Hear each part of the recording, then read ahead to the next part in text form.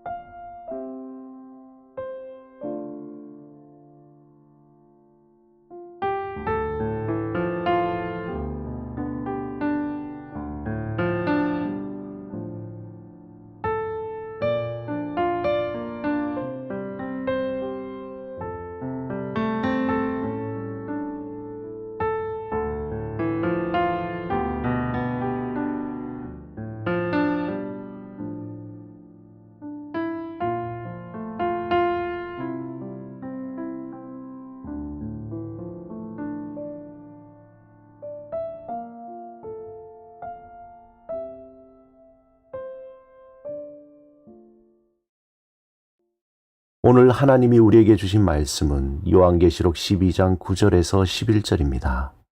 함께 말씀을 읽고 우리에게 들려주시는 하나님의 음성을 듣겠습니다. 하나님의 말씀을 경청하십시오.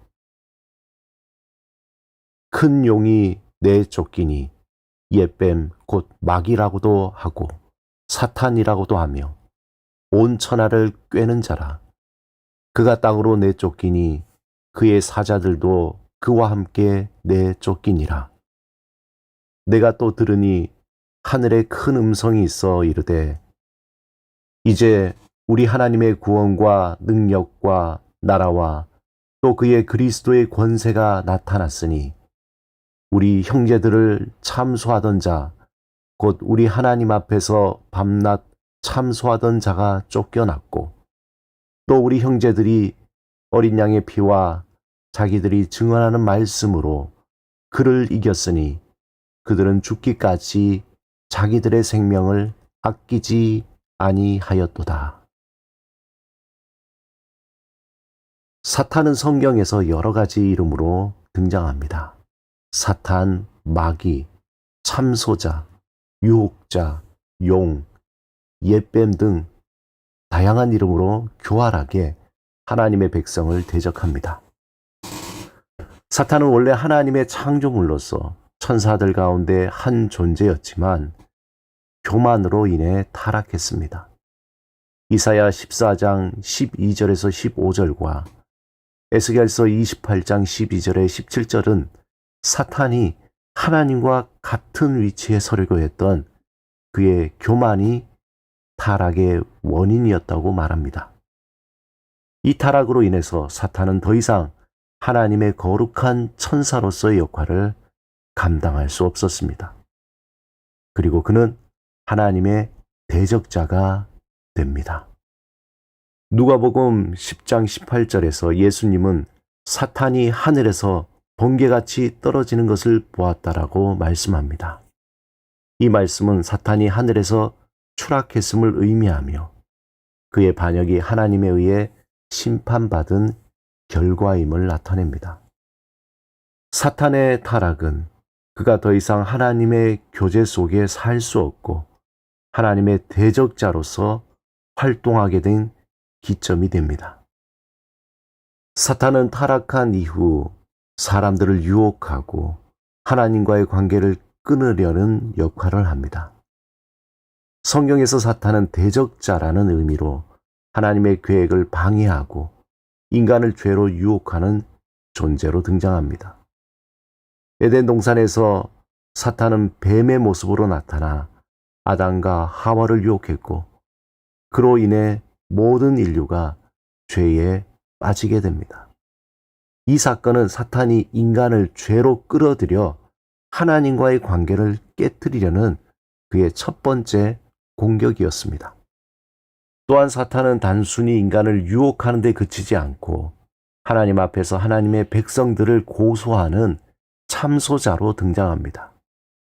욥기 1장 6절에서 12절에 보면 사탄은 욥의 믿음을 시험하고자 하나님께 허락을 구합니다. 사탄은 마태복음 4장 1절에서 11절에 예수님을 유혹하려고 시도했습니다. 예수님은 요한복음 8장 44절에서 사탄을 거짓의 아비라고 부르시며 그가 사람들을 속이고 미혹하는 자임을 경고하십니다. 사탄은 진리를 왜곡하고 거짓된 생각을 심어주어 사람들을 하나님으로부터 멀어지게 합니다. 하지만 중요한 것은 사탄의 그 권세는 무한하지 않다는 것입니다. 그는 단지 하나님의 주권 아래서 제한된 범위 내에서만 활동하는 존재입니다. 요한계시록 12장 7절에서 9절에 보면 천사장 미가엘과 그의 천사들이 사탄과 그의 세력과 싸움을 벌입니다. 그 결과 사탄은 패배하여 하늘에서 쫓겨나 땅으로 내려오게 됩니다. 이것은 사탄이 더 이상 하늘에서 하나님 앞에 서서 성도들을 참소할 수 없게 되었음을 보여줍니다. 그러자 하늘에서 쫓겨난 사탄은 이제 그의 분노를 땅으로 향합니다. 계시록 12장 10절에서 11절에 보면 사탄이 큰 분노로 땅으로 내려갔다라고 기록합니다. 그리고 사탄이 자신의 시간이 얼마 남지 않았다는 것을 알고 더욱더 강하게 성도들을 공격합니다. 이때 성도들은 어린 양의 피와 자기들이 증언하는 말씀으로 사탄과 싸워 승리하게 됩니다. 계시록 12장 13절에서 17절에 보면 이제 사탄은 여자인 교회를 공격하려 하지만 하나님께서 교회를 보호하심을 보여줍니다. 여자는 큰 독수리의 두 날개를 받아 광야로 날아갔고 그곳에서 1260일 동안 보호받습니다. 또한 사탄은 그의 입에서 물을 강같이 토해내어 여자를 물에 떠내려가게 하려 하지만 땅이 여자를 도와 그 물을 삼켜 보호합니다. 이것은 하나님의 교회가 광야와 같은 세상에서 보호받고 인내하며 하나님의 구속 사역을 기다린다는 것을 상징적으로 표현한 것입니다. 사탄은 여자의 남은 자손들, 즉 성도들을 공격하려 하지만 하나님께서 끝까지 그들을 지킬 것입니다. 본문 10절에 우리 하나님의 구원과 능력과 나라와 또 그의 그리스도의 권세가 나타났으니, 이 말씀은 이 땅에서 우리가 사탄을 이길 수 있는 근거이며 능력입니다. 우리가 사탄을 이길 수 있는 근거는 오직 예수 그리스도의 십자가에서 흘리신 보혈입니다. 그리스도의 보혈은 우리의 죄를 깨끗이 씻고 우리를 의롭게 만들어 줍니다. 사탄의 참소와 고소가 우리를 넘어뜨릴 수 없는 이유가 바로 여기에 있습니다. 우리는 그리스도의 보혈로 덮여 있기 때문입니다. 사탄은 성경에서 강력한 대적자로 나타나지만 그 존재는 하나님에 의해 제한되어 있습니다. 계시록 12장에서 보여주듯이 성도들이 그리스도의 보혈과 말씀으로 그를 이길 수 있음을 선포하고 있습니다. 사탄은 온갖 방법으로 집요하게 하나님을 의지하며 살아가는 믿음의 삶을 포기하도록 공격합니다. 하지만 하나님은 하나님의 성도들을 결코 포기하지 아니하시고 보호하시며 승리하게 하십니다. 오늘도 예수 그리스도의 이름으로 사단의 모든 계략을 능히 이기며 승리하시기를 바랍니다.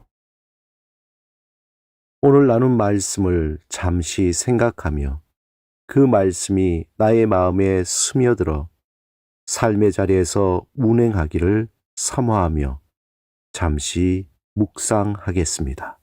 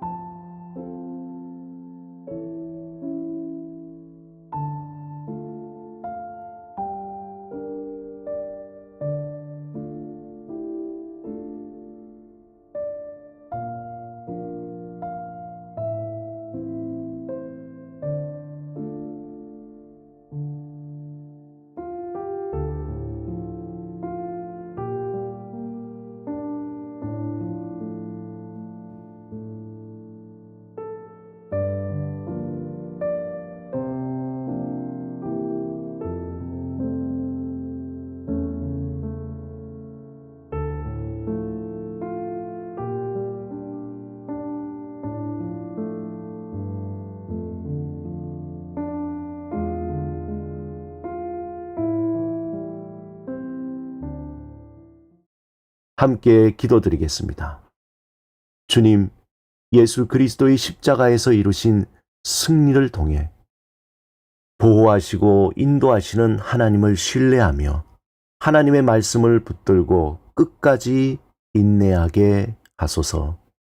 예수 그리스도 이름으로 기도드립니다. 아멘.